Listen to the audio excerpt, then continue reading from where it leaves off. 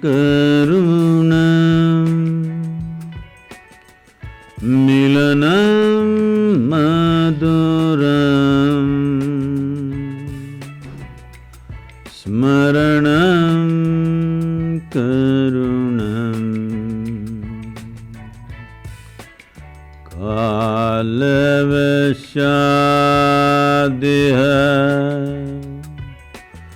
sakalam karunam samayadipate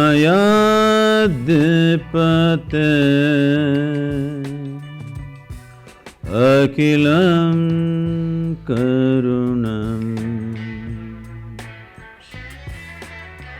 Good evening everyone. I said good evening. I thought you're not on talking terms with me already. Good evening, everyone. Welcome to Visionary Women.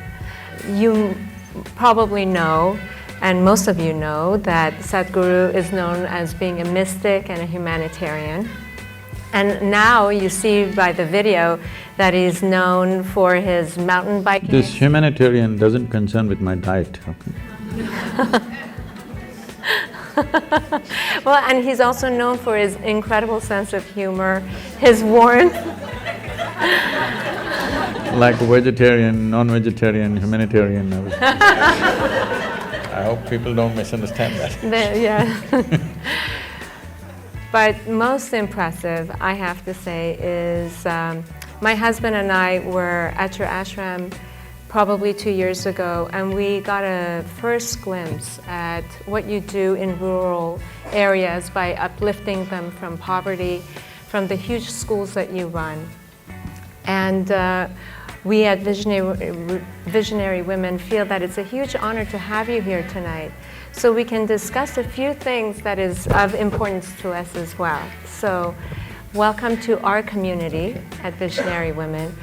And the purpose, I'm so sorry, I feel that maybe I'm looking back at people, but the purpose of our Salon series is to create experiences of learning, meaning, and belonging for our members and for those who soon will be our members, right? Yes. And as I was talking to you just a little bit earlier before the event, what we see in the national conversation this past year is that people are trying to refigure how men and women should interact with each other. And I thought that it would be very appropriate for tonight to also invite men in our forum. Given that we're a women's organization, we're very well aware, not only our board but our whole membership, that in order to have true understanding, we need to be talking about these conversations aloud, collectively, and most importantly with an open heart. And men are our partners, our brothers, our fathers, our husbands, and our allies. And we wanted to start off first really talking about maybe the whole idea of consciousness, what it means. For those of you who haven't watched Sadhguru, there are hundreds of YouTube videos and of his teachings. And there was one at MIT that you were talking about consciousness that I thought would be very interesting for our audience to really get the definition of what it means. See, what is a man and what is a woman is a small difference that nature has introduced into a species just to address a certain aspect of our life, essentially to address the reproductive aspect. When I say reproductive aspect, we all exist because somebody reproduced. Hello? Yes. Is it okay? If nobody was drawn to anybody, if nobody felt a bit horny, we wouldn't exist. Is this a guru speaking? We wouldn't exist, isn't it? Yes. Let's come to terms with this. We don't exist because out of their love for children they produce. No, they felt horny. And here we are.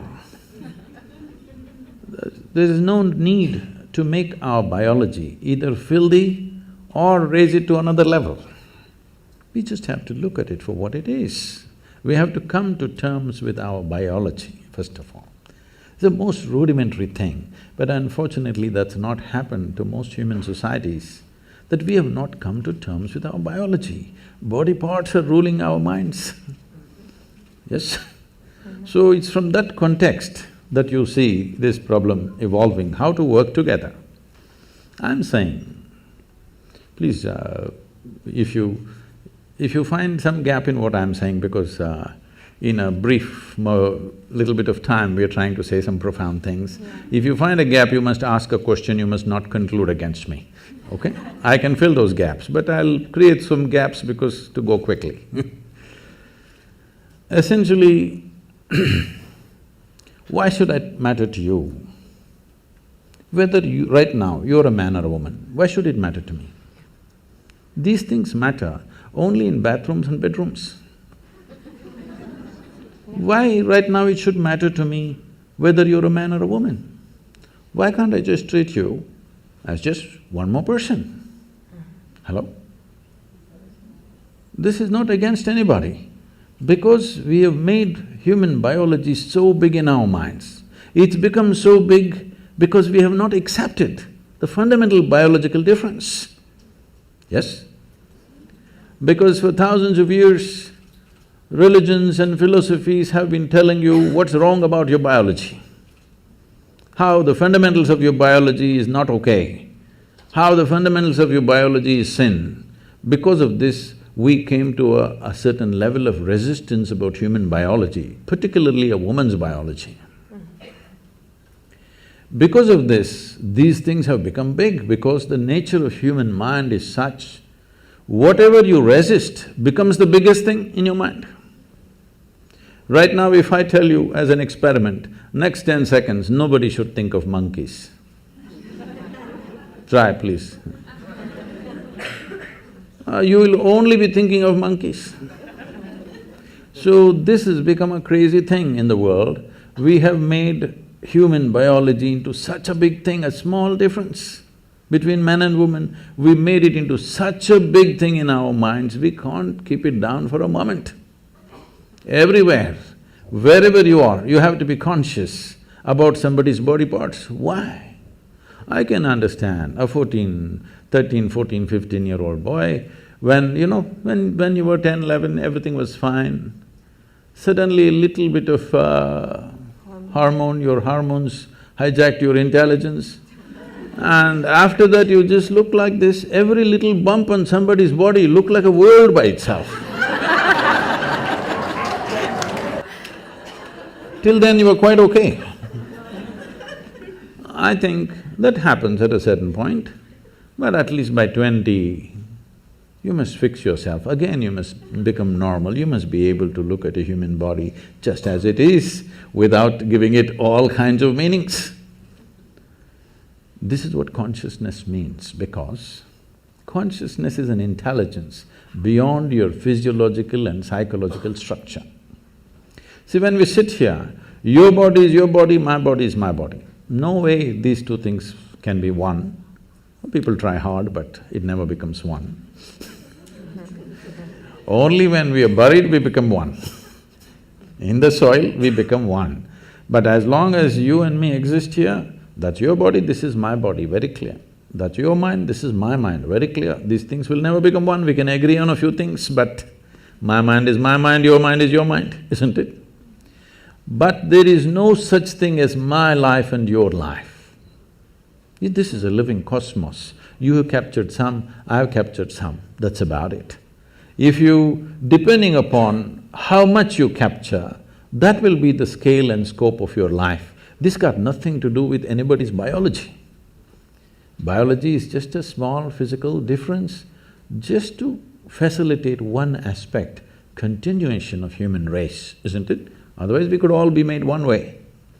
If there was no need, if some seeds fell out of your ears and children would come out, then we wouldn't need this difference.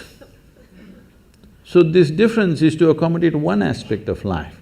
If you and me are not connected in that aspect of life, I have no business what you got on your body. Yes? You have no business what is me, and I have no business what is you. The question is, if we're doing something together, well, do you make sense or do I make sense to you? That's about it. But biology has become a very big thing. One reason in the working spaces and, work areas, I think this is only in America, maybe this is the second generation of women. Or really I can say this is really the first generation of women who really stepped out to work in every arena of life. That's so almost everywhere in the world.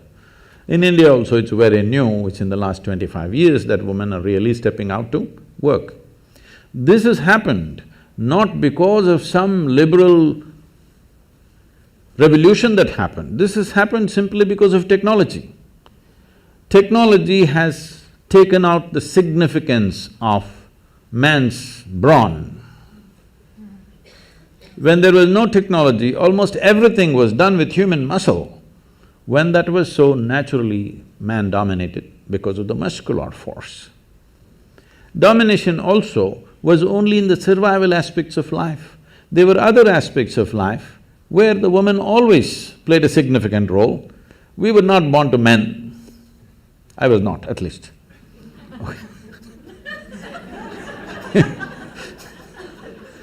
So, they always played a significant role, but roles were divided because economic aspect of life was largely muscle-powered. So, men dominated. Now with technology, muscle is of no great significance in today's world. So, naturally women are coming into this space. This should happen very as simple evolution. No fight is needed, no revolution is needed. Once you see muscle is not significant, women will fill those spaces. It's anyway happening. There is no need to make a big thing about it. Exploitation. If you're talking about exploitation, I want you to understand, still we are in… as a civilization, we are still in that level of crudeness of mind. It's not just women, anything weaker than us we exploit. Yes or no? Every creature on the planet we're exploiting, aren't we? Hello? Not just women, children are beaten. Why? Just because they're small. Hello? Why do you think children are beaten by a lot of people? Simply because they're smaller than you. If your children were bigger than you, would you go and beat them?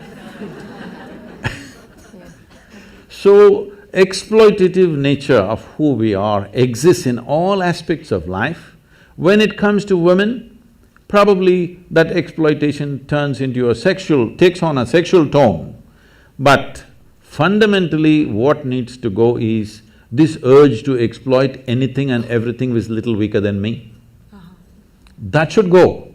If that doesn't go, people will find devious ways to do the same damn thing. You can do as much as you want, you can fight as much as you want, but people will find devious ways to do the same thing, isn't it? So this urge, if somebody is little less stronger than me, I have to mess them in some way. This has to go. If this has to go, the most fundamental thing is just this, because today it's about consciousness. What consciousness means is, see, you have a body. Your body is just a heap of food that you've gathered over a period of time, yes? What was soil became food, what was food became flesh and blood. Here we are. Most people don't get this till you bury them. If you get it now, you can transform your life. Otherwise, one day anyway we'll get it from the maggots, but that's late. So what you accumulate can be yours, cannot be you, isn't it? Hello?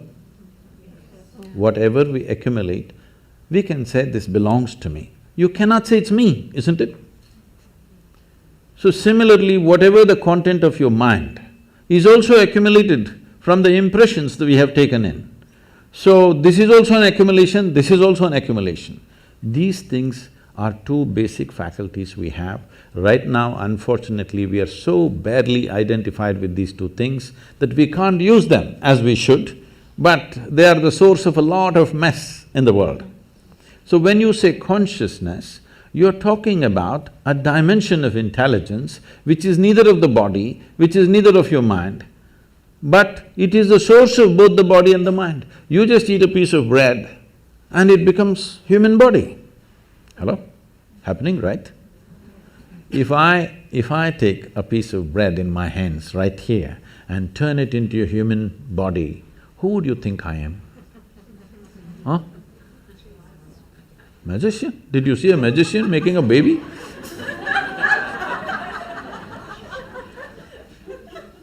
Who would you think I am? Creator himself, isn't it?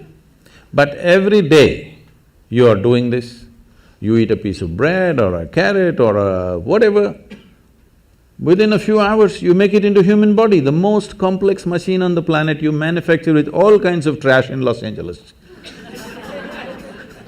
Aren't you doing it? So, when this dimension of intelligence exists within you, if you touch that dimension, naturally your identity will be with that dimension. Right now, the only problem is human experience is limited to their biology and their psychological structure. Physiological and psychological structures are the only two things you have experienced.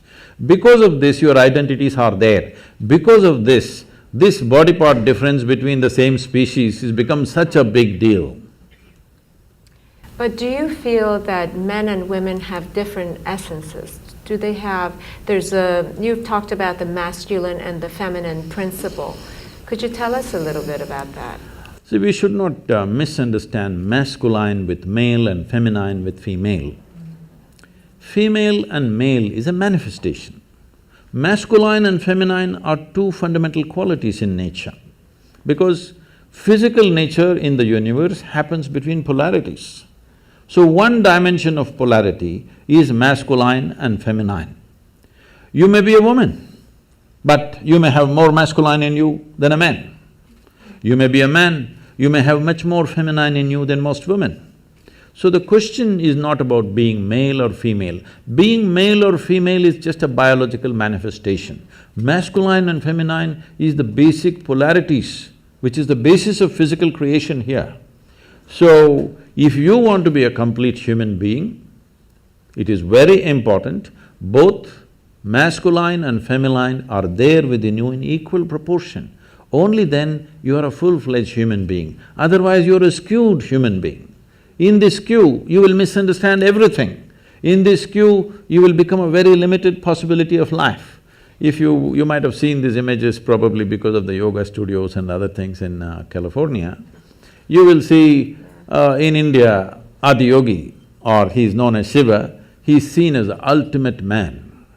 He is the ultimate man not because he is a super macho, he is ultimate man because one half of him is a woman. Have you seen these images? One half is a very athletic man, another half is a full-fledged woman. So his body itself is one half man and one half woman. In yoga, this is called as Pingala and Ida, two dimensions of your energy within you. Only when these two things are in balance, you have a proper perspective of life. Otherwise, you have become a very biological entity. Biology is a basis. Biology cannot be the peak of who we are. So I do know that you have a quote that says that whether you're male or female, if you're not in touch with the feminine, you don't enjoy the finer things in life. So is the feminine principle things that are more receptive? See, when we say masculine, there are two fundamental forces working within us all the time. One is our instinct of survival. We want to survive. We can take survival to different levels, but essentially the instinct of survival is this one wants to, this limited entity wants to survive and do well. This instinct is there in all of us, it's there in every creature in the world. Another dimension is, there is something within you which always wants to expand. When you are in a survival mode, you want to build walls around yourself. Boundaries are important. If you let your dog loose on the street, you will see he goes on peeing all over the place. Not because he has some urinary problem, I'm sorry, I'm not able to look at you. Not because he has some urinary problem, he is building his pea kingdom. He's setting his boundaries. It's a natural instinct. Yeah. He is trying to set his own boundary all the time. This is survival instinct in all of us, that we want to build a wall, protection, self-preservation. But there's another dimension which wants to expand. If you don't empower that, if you just empower only your instinct of survival, then you will build a wall of self-preservation, and after some time you realize walls of self-preservation are also of self-imprisonment after some time. Yes? If you build a wall today you see an enemy outside and you build a wall. Tomorrow you are in your own prison. Somebody else put you into prison, that's bad. But you yourself put you into your prison, that's horror. Yes? So the instinct of self-preservation has to be consciously balanced, otherwise we'll end up building walls and walls. Oh, I'm in California. This is so funny.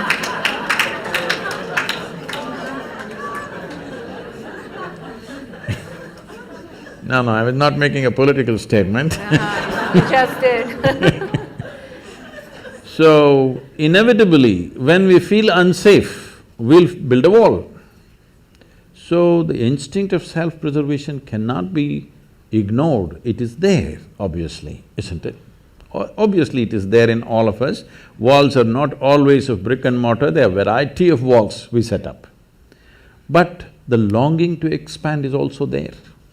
How much expansion do you want if you sincerely look at this? Today if you're here, you want to be a little bigger, if you're there, you want to be a little bigger. But suppose I make you the queen of this planet. Hello? Don't look at me hopefully, huh? Why will I commit such a blunder? Suppose I make you the queen of this planet, will you be fulfilled? No. You will look at the moon. Why not that? If I give you the moon, will you keep quiet?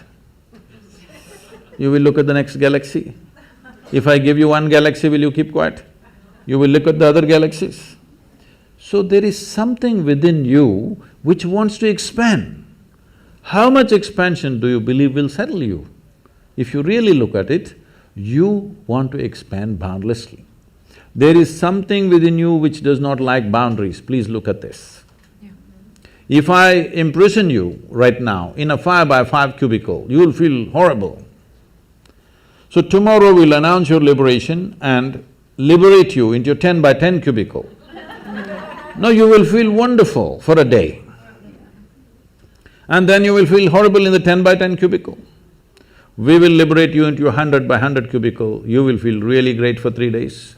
Again you'll feel the same thing. It doesn't matter where I set the boundary. The moment you can feel the boundary, you want to break it, isn't it? So there is something within you which does not like boundaries. So if there is something within you which does not like boundaries, it simply means it is longing to become boundless. Yes. You cannot become boundless through physical means, isn't it? Physicality means, the fundamentals of physicality is a defined boundary. Without a defined boundary, there is no physical body. Suppose there were no boundaries to my body, where would I be, here or there or where? Only because has a boundary, it is here. Your body has a boundary, so it's there. But there is something within us which longs to be boundless. If we do not empower this, there will be no balance between masculine and feminine. That is why ultimate liberation, both for men and women, it's not… see, one cannot be liberated from the other. Both have to be liberated from what? From this bondage of being stuck in our own bodies and identified with little bodily changes that we have between us and go on endlessly about the same debate. No, unless we become free from the identification of our own physical form, there is really no freedom. This is what consciousness means, an intelligence which creates this body Today there's a whole lot of interest in the Western world about the brain. In the yogic sciences, we do not attach much significance to the brain because we think through the entire body. This is the way of women for a long time. They thought with their body. They did not have all those complicated thoughts that men were struggling with, but they simply knew what to do, what not to do, because they thought with their entire body, because their body was doing things which no brain can do. Even now, if I ask you, what you call as intelligence in modern terms, in today's educated world, what people think is mind is a combination of memory and intelligence, isn't it so? Memory and your ability to concoct something out of what you remember, the data that you have, and what you make out of it and use it, now you're considered smart, isn't it? Let's start with memory. See, if I ask you 10 generations ago how your grandmothers looked like, do you remember? No. Do you remember? No. But your great-great-great-grandmother's nose is sitting on your face right now. Your body remembers or no? Your body remembers or no? How your skin tone was 1,000,000 years ago for your forefathers, your body still remembers, yes or no? So in terms of memory, what your body carries is trillions of times more than what your brain can ever carry. Yes or no? Yes. The complexity of activity that are happening in a single molecule of DNA, with all your brains you can't figure it. Yes or no? More complicated activity is happening here than here. Yes? So, this is a body of intelligence. The question is, can you employ it or do you just run on one thing? In the yogic sciences, we look at human intelligence as 16 parts. So this is like a 16-wheeled truck, but you choose to drive it on one wheel. Very strenuous. So you will see educated people are the most stressful people on the planet because they are driving a 16-wheel truck on one wheel, very difficult.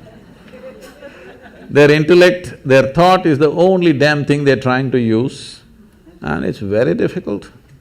You don't have to think through everything. You know, can I tell a small story? Yes, please.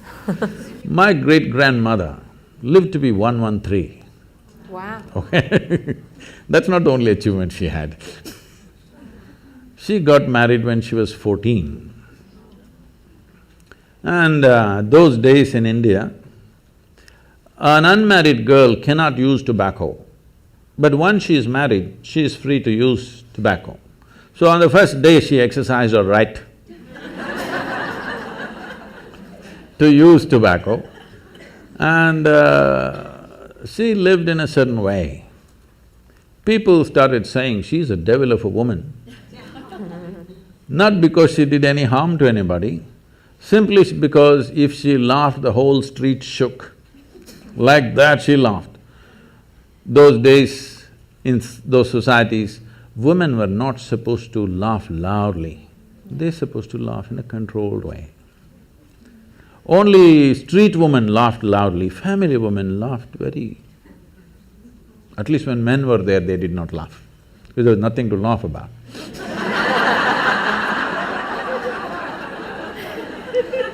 But she laughed in such a way that the whole street would shake if she laughed.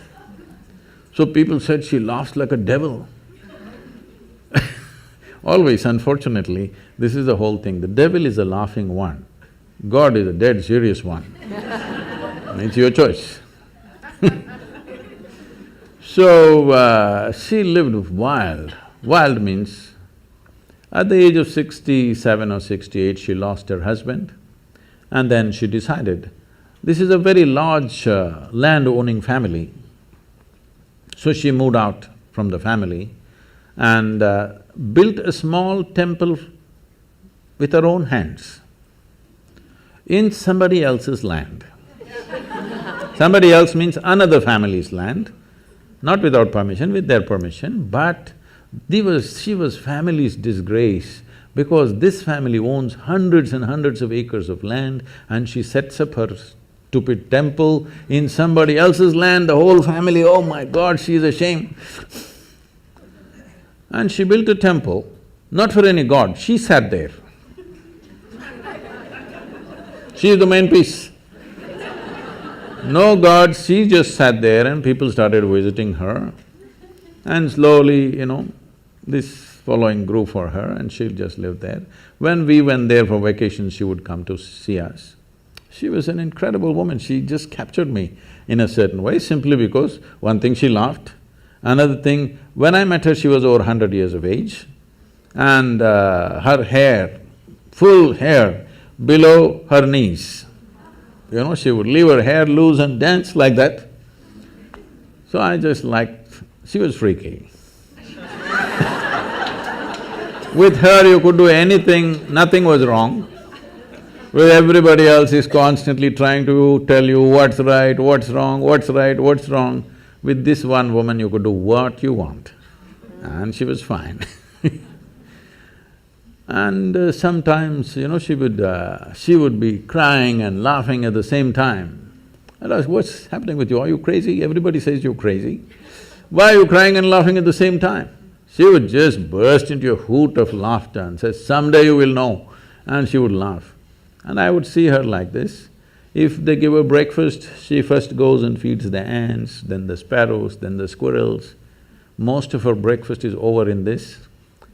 And people, self-appointed advisors, they come and say, you old woman, you just don't eat anything, you will die like this. All these advisors died, but she lived and lived. She buried her husband, her children, her grandchildren, some of her great-grandchildren, but she lived on. And many times I've seen her, after having fed the ants and everything, she would simply sit there, not even eating this little breakfast she has, tears flowing down her cheeks. And I would ask her, what's wrong with you? Because, I thought she's very emotional about the ants because I was 5, 6 years of age, I was going stamping the ants and she was so emotional, she never stopped me from even killing the ants, though she was feeding them. And then I asked, what's wrong with you, why? She said, she would say, I'm full. I don't know what the hell she was talking. It took me another 20 years to realize what she was talking about. So for me, she became the symbol of feminism for me. She was the ultimate woman because she fulfilled everything that she's expected to fulfill, but she was never a part of that nonsense. She was always beyond that.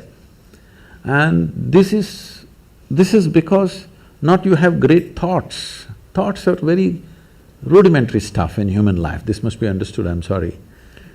Because I'm being introduced as a thought leader, I'm getting scared of that. See, thought is happening only from the limited data that you have gathered in your head, isn't it so? But there is something more phenomenal happening all across, isn't it? Hello? The intelligence of the creation is functioning right now here, is it or not? Yes.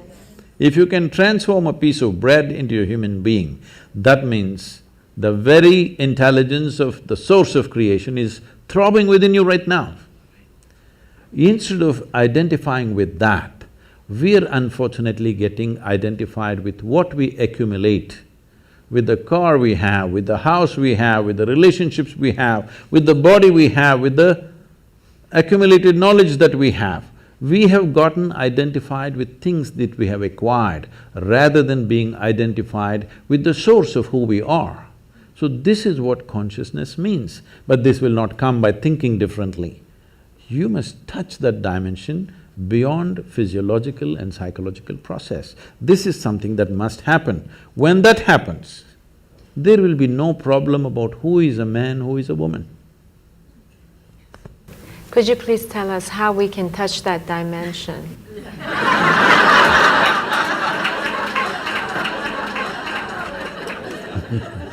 We can start with a very simple process, which today tens of millions of people are practicing across the world. I brought this out because, when I was just about maybe 2.5 or around 2.5 years of age, my mother her health was not good. So they sent me to my aunt's place who lived in my grandfather's house. My aunt was just married and she was only 18 years of age. She was that bubbly, joyful, loving human being that you can't stop her for a moment. And she took me in as her own and we became great friends. I was there for nearly 2 years maybe, but after that I came back to my parents, but I always developed that close relationship with her, not of an aunt, but we became buddies right through our life. Then a time came and her life went on like normal, marriage good, children cute, and the boy got educated and went somewhere and the girl got married as she wished and grandchildren came, everything wonderful. Then she got some ailment. Then she knew in the next 2 years she's going to die, max 2 years. Then I saw this wonderful human being deteriorating into nothing. Total mess she became. This such a loving, joyful, exuberant human being that nobody could stop suddenly became a wreck. I just looked at her. I was into too much travels here and there, I tried to catch up with her, but nothing much could be done with her because she just shattered. I just looked at her and saw the only problem with her is she knew two things, her physiological structure and her psychological structure. She managed it well and kept herself loving, joyful, wonderful, everything. The moment she realized these two things are going to end, she's finished. She's just finished. You can't believe such a wonderful human being became so nasty and miserable and broken. At that time I thought, this is something that needs to happen. So we started what is called as, in Tamil Nadu, we started this Urusuttu Anmikam. This means one drop spirituality. Everybody must have at least a drop of something which is beyond your body, which is beyond your mind, something within you which is not a concoction of your mind. A place to stand beyond physiological and psychological process must be there in every life. As a part of this, we launched what is called today being practiced by many people. Is anybody practicing Isha Kriya here? Yeah. This is a simple process. Initially, it looks like a psychological process because people can't keep their mind aside, they have to use it in some way. So we are going through the psychological process, but if you go deep enough into it, if you sit here, your body will be here, your mind will be there, what is you is little away from that. Once there is a little distance between you and your body, between you and your mind, this is the end of suffering. Because human suffering happens only on two different levels, physiological suffering, psychological suffering. Do you know any other kind of suffering? Hello? No. Physical suffering, mental suffering, this is all. Once there is a distance between you and your body, between you and your mind, this is the end of suffering. This must happen to you not at the end of your life, at the very beginning of your life, because the fear of suffering is what has crippled humanity. A human being has not explored the full depth and dimension of who they are simply because of the fear of suffering. What will happen to me? What will happen to me? Is always the concern, isn't it? Suppose you came to this kind of ease, that if you sit here, whatever the hell happens to me, this is how I will be. If this assurance and ease came into your life, then you would explore life in many more ways than you're doing it right now, isn't it so? This needs to happen. If we want to unleash human genius on this planet, the fear of suffering has to go. For that to go, you must know something beyond your physiological and psychological structures. Absolutely. Do you feel that… First of all, I wanted to ask you, can you define… what is the difference between meditation and prayer?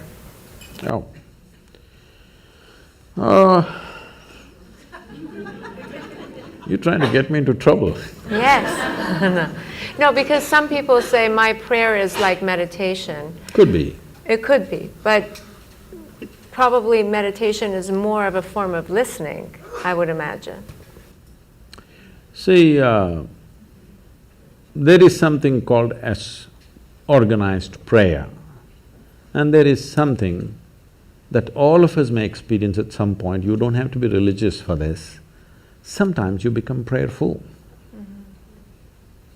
You saw a glorious sunset, you just sat there without knowing why. You're not saying anything to the sun, after all he's going. Simply, just the beauty and the magnificent nature of what it is, maybe your hands came together like this, something you did. It happens, right? So you are prayerful. To be prayerful is a fantastic place to be. Now somebody created systems to make you prayerful, but unfortunately that just became prayer for a lot of people. Prayer means you're talking to somebody, a long distance talk. And unfortunately, if you look at the prayers on the planet, I would say 95% of the prayers on the planet, whatever kind of religion they belong to, is just about, dear God, give me this, give me that, save me, protect me. Is that so? Yes. So give me this, give me that, save me, protect me. Does it seem like a divine process to you, or does it seem like survival process outsourced? Yes. It's so true. It's very true. So, outsourcing your survival is not an efficient way to survive. To survive on this planet, you don't need any divine help. You just need 4 limbs and a few brain cells that work. That's all you need to survive. You don't need any other forces to come and cooperate with you for survival. Only when your life is beyond survival, you're looking for other dimensions of existence, then you may need the cooperation of other forces. For survival, when a worm can survive, an insect can survive, a bird can survive, an animal can survive, with such a big brain you cannot survive, what is this? The only problem may be you want to survive like somebody else, that is a problem. That's not going to be ever achieved, because somebody else will always be doing something different or better or whatever you think it is. So, prayer as a process, unfortunately, has become talking process. If you are prayerful, it's fantastic. So being in meditation, see, the English word meditation is not specific to anything, it's a general term. If somebody sits here with eyes closed, we say they're meditating. But with eyes closed, you can do many things. You can do japa, tapa, dharana, dhyana, samadhi, shunya, samyama. There are many things you can do. Or you might have just mastered the art of sleeping in vertical postures. That is also an art. So, the word… English word meditation is not describing anything specific. But as you said one word, listening. Listening is a dangerous thing, because if you start listening, people will think, listen to what? Listen to God. All those people, I'm saying with this all due respect, so those who are devout, those who are prayerful, that's a different matter. But people who claimed they heard God speaking, they did the most terrible things on this planet. Yes or no? Because they said, God told me this, God told me that, it gave them license to do all kinds of horrors on this planet. And especially as women, you should not subscribe to this, because millions of women have been burnt alive because God told something, okay? So, listening is a dangerous word. The moment you say listen, people will start listening to all kinds of conversations that are happening. But to become listening is a wonderful thing. If you take these words literally, prayer, listening, all these things can become ugly, because people always have this thing about What is my experience of life? I translate everything according to that, isn't it? Whatever is told to me, I will translate it within the limitations of my experience of life. With this, if you say, listen, they must listen to somebody. Whom should I listen to? God or devil? Please listen to God. Then he starts talking. So, listening is a quality.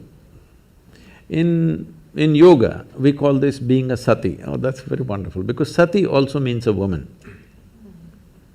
Sati also means a wife. So we call this Satipattana. Have you heard this word? Anapana Sati Yoga. This means just to wait upon something. Because they saw in ancient societies, women had a certain quality of waiting which made them very special.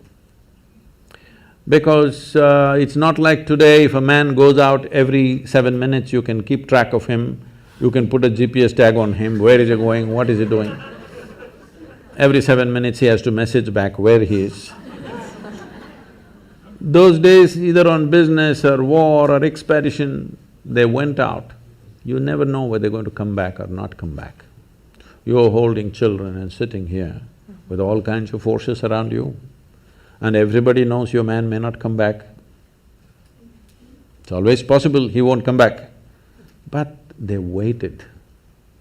That waiting had a very special quality, because in waiting there is an eternal quality. In doing, all doing has a beginning and an end, isn't it? Yes. Waiting has an eternal quality. So this quality in the yoga we refer to as sati. Sati means wife and a woman. The feminine is called sati, and this is the quality of waiting. In a way, it's listening. You're just willing to be with life. Now you understand it's not all about messing with it. There are some things we do and rest we wait. It's like pregnancy. Some things you did, rest you wait. Life happens.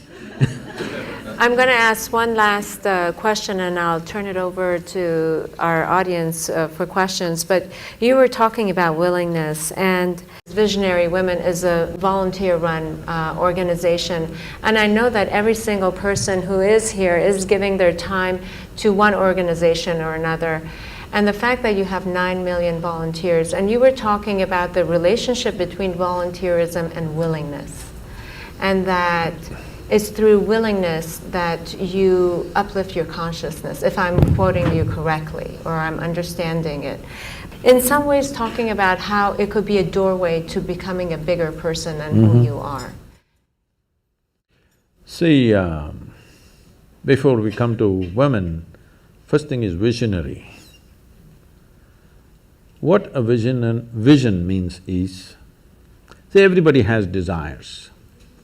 Desire is an incremental way of enhancing our life. Today you desire, I must have a home, tomorrow you desire, I must have this money, tomorrow you desire something else. These are incremental ways of arranging and rearranging our lives, which are needed to do a few things. When you say, I'm a visionary, what you're saying is, I have a larger desire, which is not about just incremental improvement of my life. Desire is about me always. Vision is an all-inclusive process. So, this itself is a phenomenal thing. If people, instead of having desires, if they have a vision, vision is always all-inclusive. Desire is personal. Desire leads to incremental changes and improvements. Vision can transform the whole situation.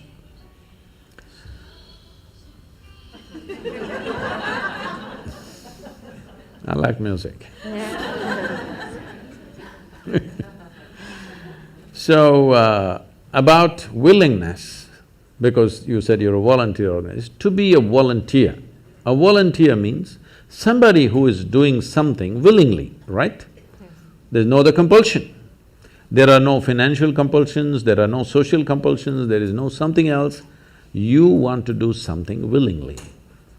So when you're a willing participant, right now, you're a volunteer. I'm asking all of you, right now, are you compelled to be here or are you here voluntarily?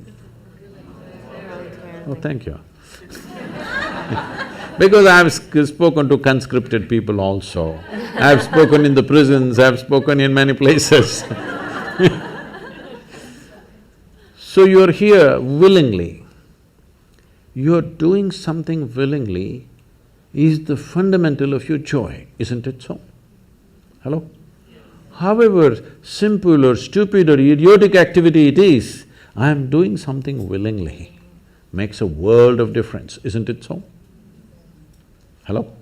Yes. The difference between heaven and hell is just this. You're doing something willingly, that's your heaven. You're doing something unwillingly, that's your hell. We have already taken on attitudes, what we like and what we don't like. I like this person, I don't like this person. Now with this person I will do things willingly, with this person I'll do things unwillingly. This may be two people, two aspects of life, two communities, two nations, two many things. This I will do willingly, this I do unwillingly. This means I've decided in my mind, this is good, this is bad. When I hear even on national news channels, good guys and bad guys, it just… once you have this kind of thing, you are going to be disastrous to the planet, it's just a question of time. The moment you decide, this is a good person, this is a bad person, this has gone deep into American society. No, there are no good people and bad people. Everybody is oscillating between the two. If you create a very pleasant, wonderful atmosphere, everybody behaves wonderfully. If you create an unpleasant atmosphere, a whole lot of people act nasty. Yes or no?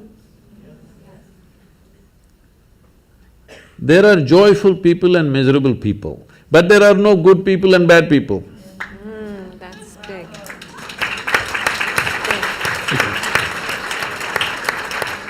The moment we think we are good, we are entitled to destroy the bad, isn't it? Yeah. Oh, we've been destroying a lot of people for a long time. Time to stop that because human beings are in different levels of experience and understanding, variety of people. Anybody who is not like you is obviously bad, isn't it? Isn't it so? Those who are not like me must be bad people. Because the basis of goodness and what you think is goodness is decided by you. No, you have no business to do that.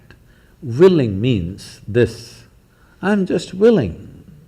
I'm 100% yes to life. I am not yes to this one, no to this one, no. I am just yes and yes to life. If you are 100% yes to life, you are a volunteer. Oh, that's beautiful. You have become a willing life. You have become so willing that you have no will of your own. People ask me, Sadhguru, how do you operate with all these people? All kinds of horrible questions they're asking, they're doing this, they're doing that. I said, my life is not about them, it's about me. It's about how I am. It's about me. It doesn't matter how they are, that's their choice. But how I am is my choice, this is my way. No matter what they do, I'm like this. Because I have not given that freedom to anybody that somebody can freak me, somebody can make me angry, somebody can make me happy, somebody can make me unhappy. These privileges I kept to myself. It's time you do that too. Because if somebody else can decide what can happen within you right now, isn't this the ultimate slavery? Huh? Isn't this? Someone else can decide what should happen within you. What happens around you, of course, so many people decide. What happens around us is not 100% ours. But what happens within me must be my making, isn't it? Right now, just about anybody can freak anybody because they're not volunteers, they're unwilling. Volunteering means you have no will of your own, you can do whatever is needed. You know, we are a volunteer organization, this means all kinds of people.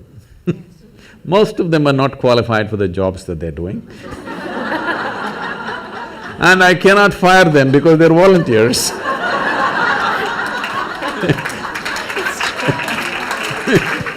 On a daily basis, Sadhguru, I can't work with this person, she's so horrible, I can't do it. I tell them, see, in this world, this is the sort of people who exist, like this, like this, like this, like this is the kind of people there are. But if you want to work with ideal people, you must go to heaven. And today. Today. But if you think what you're doing is very significant, you must learn to work with all these horrible people. This is how the world is. If you think what you're doing is very significant, you learn to work with all kinds of people. You will see horrible people will do wonderful things. Yes? Yes, yes. But if you want to work with ideal people, you won't find any. I haven't found one yet. All kinds of mixed bags. Yes. But if you are willing that you are not yes and no, yes to one, no to another, you're simply one big yes, you will find a way. I love that. Thank you so much. That I always say that it's the resistance to life. You have questions? Since the early 20th century, physicists have been, like Max Planck and Einstein and any number of physicists have been positing that consciousness is causative of physical reality. That consciousness comes first before physical reality has been manifested. I'd like to hear if you have any comment about that.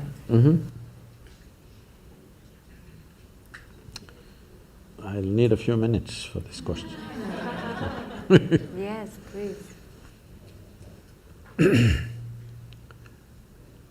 I'm sure, at least when you were in school, you blew some soap bubbles, did you? Soap bubbles? Yes. Somebody got this big bubble, somebody got that big bubble, somebody got this big bubble. Same soap, if you give it to two people, one person blows that big bubble, another person gets only this big bubble. Hasn't it happened? Yes. Because something so simple as blowing a bubble needs a certain dimension of attention. Those who have the necessary attention can blow that big bubble. Those who don't have, they get these tiny bubbles going. Something's that simple, same soap. So, when my bubble is floating and your bubble is floating, that's my bubble, this is your bubble, clearly there. Then of course, after some time it goes poop. When it goes poop, there is no such thing as my air and your air. But when it was encased in the bubble, 100% my bubble and your bubble. Yeah. Just like that, this bubble and that bubble. Now, whether you got to blow a big bubble or a small bubble determines many things. The scale, scope and profoundness of your life simply depends on how much life you captured. You can call it life or you can call it consciousness. Consciousness is a highly corrupted word, particularly in California, because people are using that for just about everything. But they will continue to use that word because I'm trying to reclaim it. We can call it life also because the only reason…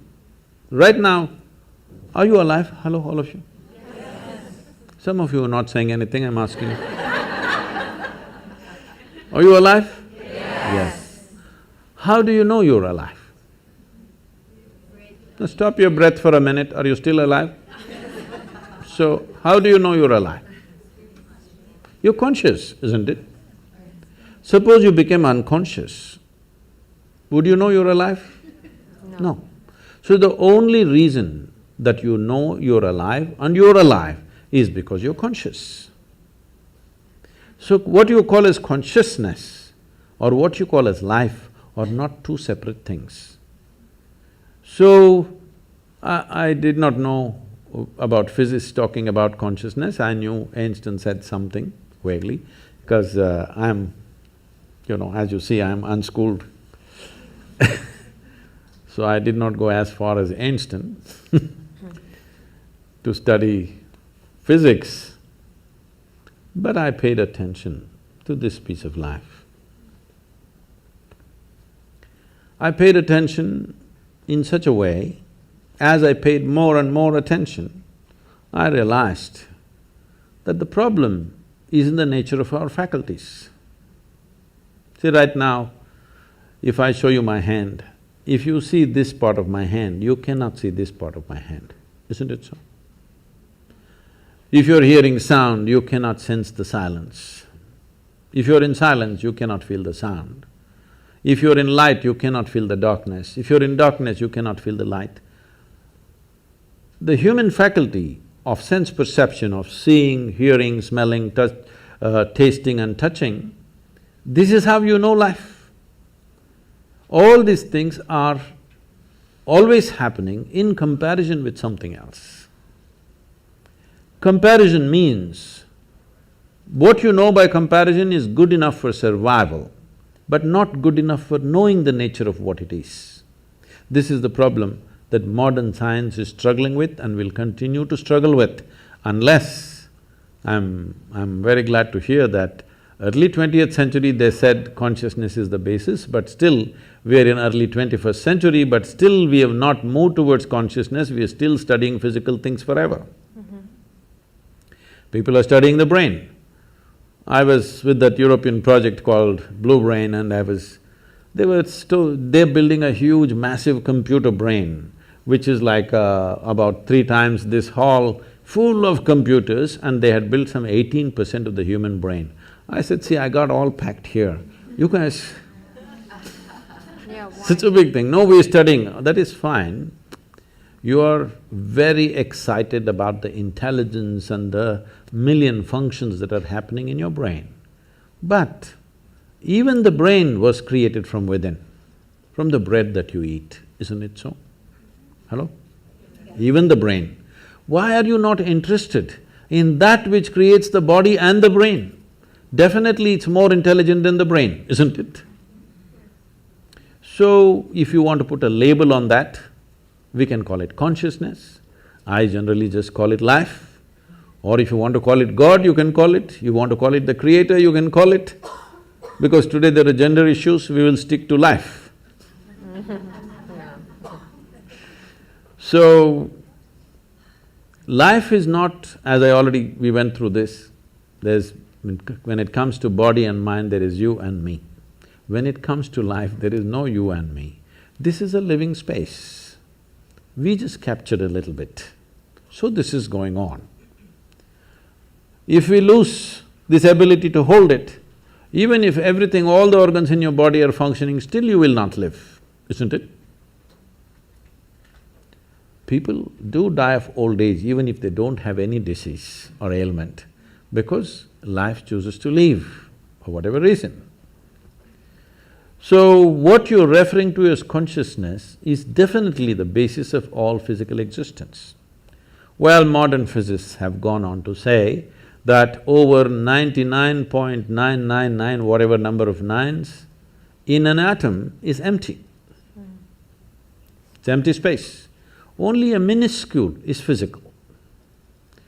This is the same proportion approximately even in the cosmos, that over 99% plus is empty, only physical manifestation is very small. If you look up in the sky in the night, because your visual apparatus are in a certain way, which are very deceptive, it makes you think, oh my God, millions of stars. But actually, the largest thing out there is empty space, isn't it? Most people will never see that because our visual apparatus are tuned to see physical matter. You can only see that which stops light. Please look at this carefully.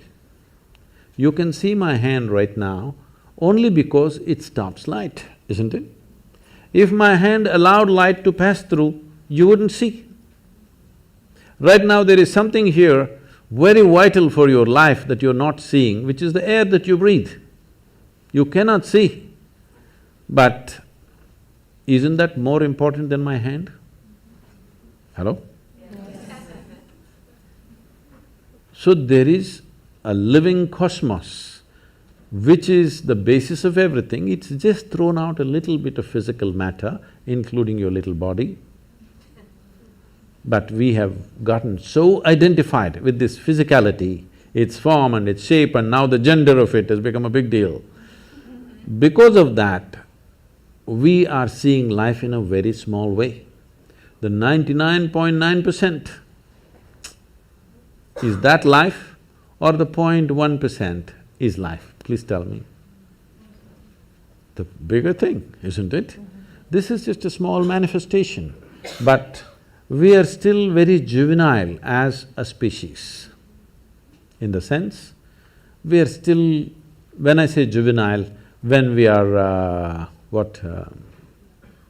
adolescent, body parts are important. Yes or no? We are still, as a humanity, we are still in that condition. Body parts are super important. This is why spiritual process is important. When I say spiritual, once again, this is another most corrupted word on the planet. If I say spiritual, people are thinking looking up, looking down, looking at heaven, whatever. No. Spiritual means your experience of life has transcended the limitations of physiological and psychological process, which is what you are saying the physicists also said.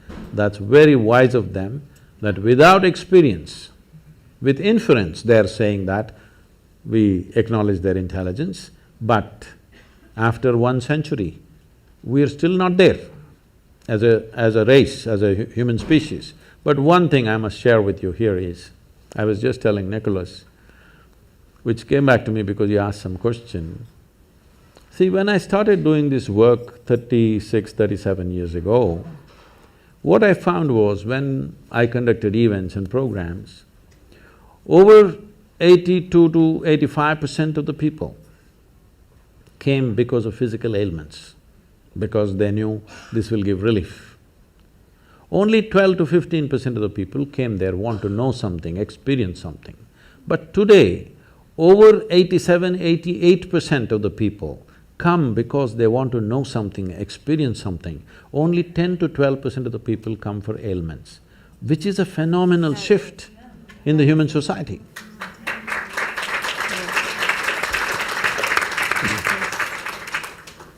Could we have one question from that side of the room? Good evening, welcome to Los Angeles. Thank you for your time. The question I had was, you mentioned to be free, you have to be stepping outside of the body and the consciousness. How do you achieve that, to have that freedom? That was my question when No, but how do you achieve that separation when you step out of the basically physical body and the consciousness? If you want to make a small attempt, there is Isha Kriya, you can just download this app, free, it's a free app, you can download this. With headphones, you can daily practice this for some time. If you do it for 30-40 days, then you can do it without any headphone, just by yourself. Initially you take support, after that you do it by yourself. This is a simple way to do it. If you are willing to commit 30 to 32 hours, about 32 hours of focus time, then we have a more powerful and effective process, which is called as inner engineering, which is offered in daily classes, or also preparatory part of it as online, and the final part of finishing part of it, which is direct. It is a transmission of a certain dimension of practice. We must understand this because with all due respect, they've done what they have done. But the way yoga is happening generally, not everybody, generally the way it's happening, it's a bit scary to me. Because when you make a very profound process into just an exercise mechanism, or just a breathing exercise. You want to exercise your body, exercise your breathing, exercise everything. That's not the way it works. Even the physical dimension of yoga. See, of over 200 sutras that Patanjali gave, only one sutra talks about the physicality of yoga. Thiram Sukham Asana. This means a posture which is comfortable and stable is your asana. To get to this, people do many twists and turns, that's okay. But only one.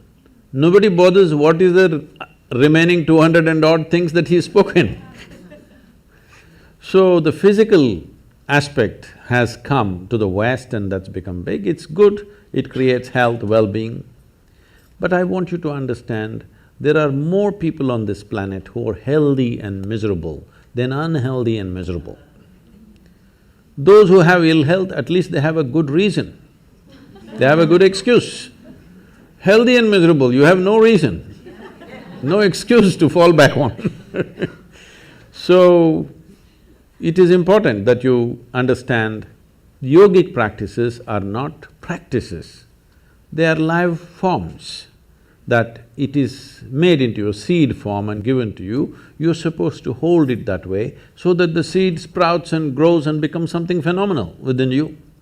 It just takes away your backache, your headache, your something else.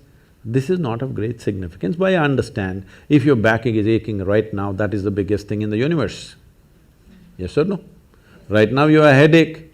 If God appeared, what would you ask? Headache must go? That looks like the biggest thing, isn't it? So I understand, when body is in trouble, keeping the body well is important because even if your little finger is hurting right now, this little finger will become the center of the universe. Yes or no? When it is fine, you can just ignore this body and simply sit here and talk about other things. Little finger is feeling like hell, little finger will become the center of the universe. So, keeping the body well is important for that reason, so that you can keep it aside. If it's very well and no issue, you can just keep it aside and look at other dimensions of life.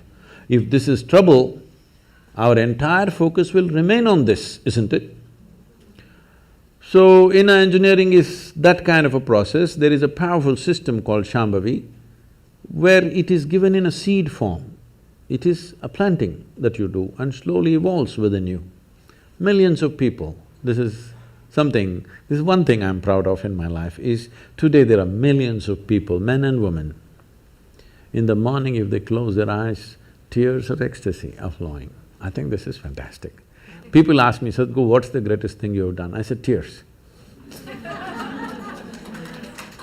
Tears of love and ecstasy are flowing, that's a great work. Thank you so much. I think our time is up, but Sadhguru, we want to thank you for this evening. On behalf of Visionary Women, we also want to donate to the Girl Child Project of Isha Foundation. And if you have 2 minutes to talk about what you're doing to help the status of girls, young girls in India, we would very much appreciate it. And Shelley, I'm going to put my shoes on and please join us. I think a little bit of video was there in the introductory video about the rural India, the programs that are happening. I don't know if you saw that, like a 70-year-old woman is playing a game. You saw that she's throwing a ball or something. So this is a movement we started about 17, 18 years ago. And today, the next event is coming on 9th of December. I'm there for that event and over 10,636 men and women are participating in the event, that is, as players. Over 150 to 200,000 people will be there as spectators. The people who are playing are just ordinary men and women, especially women in rural India have never played a game in their life. After they're probably 7, 8 years of age, they never played a game. But now they're coming out and participating in a public tournament in front of everybody, it's on the television and ministers and celebrities are coming there to give prizes for them. It's an exhilarating experience for them. One thing it did was, it leveled out many differences of lines of religion, caste, creed, we leveled it out with these simple games. And in our schools in rural India, in very remote places, we have schools where at least 43–44% of the students are first generation going to school. In this, right now the average school-going children, about 61% are girls. Because in our schools, we have made sure the girls are safe, there are proper bathrooms for them, and there is a culture where they are respected and not made fun of, and there are small things about biology which is the basis of our birth, but unfortunately we think it's some kind of funny thing. These things we have leveled out, we've created different culture in the schools, so the parents feel very comfortable, their grown-up girls going to school, in this kind of school where the atmosphere is healthy. So this we are trying to bring, and we've created 12 schools where we incubate teachers, and we've adopted over 4,600 schools, government schools, and we are operating in them. This is making a big difference for the girl child, because first thing I do is, we make our people committed volunteers to go and visit the bathrooms. How are the bathrooms kept? Because bathroom decides whether the girl goes to school on particular days of the month or not. The quality of the bathroom decides whether she goes to school or not. And if she doesn't go to school on those few days, next day when she goes, it's a kind of a joke all over the place. It's like… it's very unfortunate, but this happens. So, first thing is, when we adopt a school, first thing is, I send most important people in the organization to go visit the bathroom. I don't care how the classroom is, how is the bathroom? It is important. So as simple as it seems, when you don't have it, it becomes so important, These are simple things, but when they don't exist, how significant they become. Whether that particular girl goes far in her life or just gets trapped in some limited situation is determined by the quality of the bathroom we provide there. Yes. So this is the kind of change, there's a lot more to be done, but with whatever resources we have, I'm keeping the volunteers, I'm not just a guru, I'm a slave driver.